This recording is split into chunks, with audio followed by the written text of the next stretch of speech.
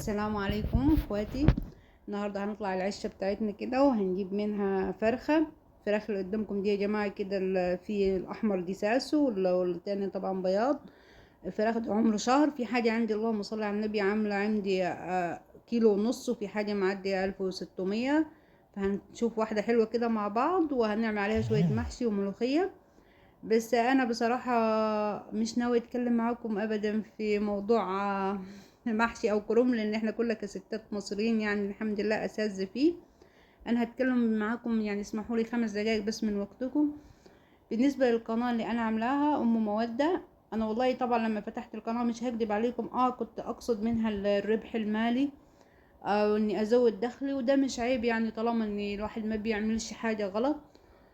بس والله لما ابتديت ارفع فيديوهات وابتديت اسجل صوتي يعني اكتشفت ان في مشكلة عندي انا اصلا اتحلت. المشكلة اللي عندي يا جماعة اللي انا كنت بكلم نفسي مش كمجنونة، لا مش مجنونة والله، بس بكلم نفسي لاني انا يعني الحمد لله ربنا كرمني وعايشة في بيت من بابه. فما عنديش حتى جيران قريبين، ما عنديش يعني جارة شقتها في وش شقتي، وعايشة في مكان بعيد من المكان اللي انا اتولدت وتربيت فيه. فعلاقتي بالناس اللي حواليا محدودة. بس الواحد برضو بيحتاج يا جماعة للفضفضة، بيحتاج انه يتكلم مع حد يعني بعد يوم طويل كده من الشغل، يحتاج انه يتكلم مع حد. انا عملت النهاردة، ده انا اشتريت، ده انا جبت، ده الولد عمل.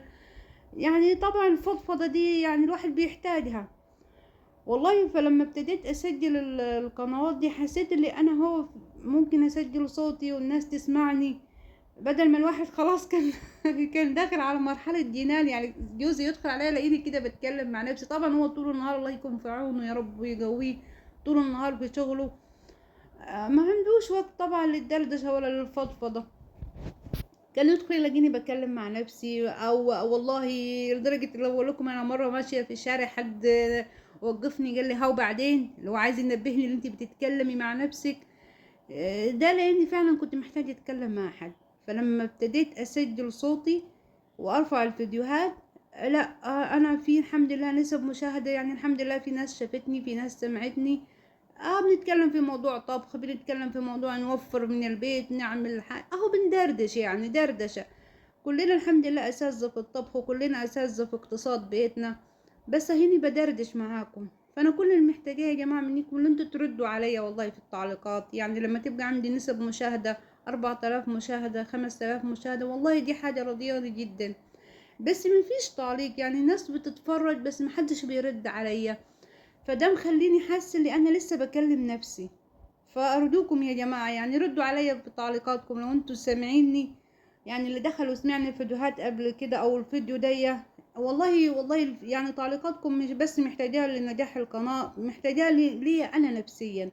محتاجه حد يرد عليا، محتاجه حد يكلمني، افضفض معاكم. وبس والله هو ده اللي كنت حابه اتكلم معاكم فيه يعني. والله ويا رب ما اكونش تقلت عليكم في الكلام. وخلصنا كده الطبخة بتاعتنا يعني خدنا اليوم كله النهاردة في التنظيف ومحشي الكرنب وشوية مخلل كده، جدا المخلل ده انا اللي عاملاه في البيت. واتمنى يا جماعة اللي انا بس ما اكونش يعني تقيلة عليكم. والسلام عليكم ورحمة الله.